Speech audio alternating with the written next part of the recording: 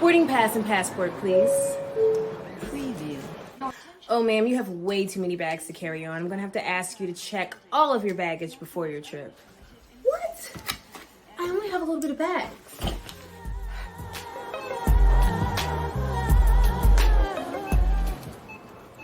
So this bag represents Molly's control. Normally, Molly will verbally assassinate a man for making mistakes because men do not know what they are doing. But she's trying to be a better woman and let go a little bit. She even let a seemingly culturally insensitive stranger plan her entire vacation. And you know, Molly works real hard, so her idea of a vacation is drinks, eat, sex, repeat. But with an itinerary longer than train smoke, Molly's still Harlem shaking through the pressure, trying to be flexible. She woke up every day ready to slay, giving us fashions. A true 5-star chick. I would have preferred her wig be at least 16 inches longer to be an acceptable vacation length for a person in the African diaspora. She could have left that Karen wig exactly where she got it from. Molly is used to controlling everything in her life, but this time she was trying to let it go. But don't push her because she's close to the edge. Yeah, it's like a jungle sometimes. Wow, I guess we did bring a little bit of friendship baggage with us. Why do you keep changing your clothes? Because Molly did. Listen, Molly is only human, and despite that she's on a wonderful journey with a beautiful Asian man that should have never cut his hair, she is still very triggered by Issa's encounters. Just the mere thought or sight of Issa got Molly feeling a type of way. It hurt watching Issa run away from Molly in that restaurant. She looked so hype and crazy. And yes, she was running from Molly like Molly was We Got Y'all. Like Molly was accountability. And like Molly was Daniel at a fundraiser. So give me my bag. This is too close for comfort. There's unresolved issues in this friendship. And my man can't even get on the phone without hearing Issa in the background talking about skip it's. So let me have my baggage. And the biggest bag of, the Being Black in America baggage. Whew. It's a pretty loaded one full of 400 years worth of pain.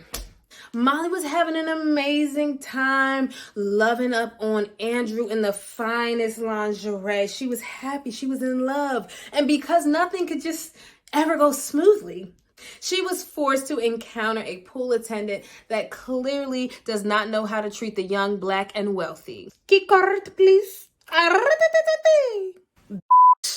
How dare you insinuate that I am not supposed to be up in the dancery? You see that Dior bag? Okay, that's a beach bag to me. I don't even care what happens to that. You don't know nothing about that, though. In my opinion, Molly should have used her Karen wig powers to call the manager her damn self. Give me this towel. I'll slap the out of you twice, dog, and that's before I start cursing. And Victor, Andrew's brother, thinks he saved the day and hosted his own show called The Greatest Contrarian. He likes to call it Devil's Advocate. But what we don't need is an advocate of the devil. Why is everything got to be about race? You think she was just doing her job? And after Molly gave you 7 chances to end the conversation, you kept talking. And that's why you rightfully got cussed out. And if Andrew can't respect that, then his whole perspective is whacked because Molly could have went so much harder at him. If Victor ever walked through a hair store as a black woman, he would understand why he is not qualified to speak on this matter. You better call D-Ray, call Al Sharpton, because I cannot receive this message from you, okay? And I understand where he is coming from, that you can't let a random pool attendant ruin your trip. But that message is far better received from another black person, okay? I'm sorry. That's just the way it is. Molly is the only black person on that trip. And you didn't even give her 5 minutes to gather herself before you railroaded her with messaging that she was falsely accusing that pool attendant of racism. I'm over it. Andrew, go get your brother. And this is why vacations aren't all it's cracked up to be, because you might be walking to the beach by yourself, calling your therapist. Dr. Roberts, I'm about to kill everybody up in here. Can you get on Zoom? Whew, well, I'm laying these bags down and giving it to Issa next week because Lawrence is coming back to get his girl. Go get your girl, Rance. Go get your girl. Issa is tired of these random dudes and she ain't happy. But Lawrence, when you come, you better bring a magic carpet ride and ready to show her a whole new world. Okay? I like Molly so much better after this episode. And I think Andrew ain't going nowhere either. But what do you guys think? Let's discuss this episode in the comments below. I love you guys and I will see you guys next week.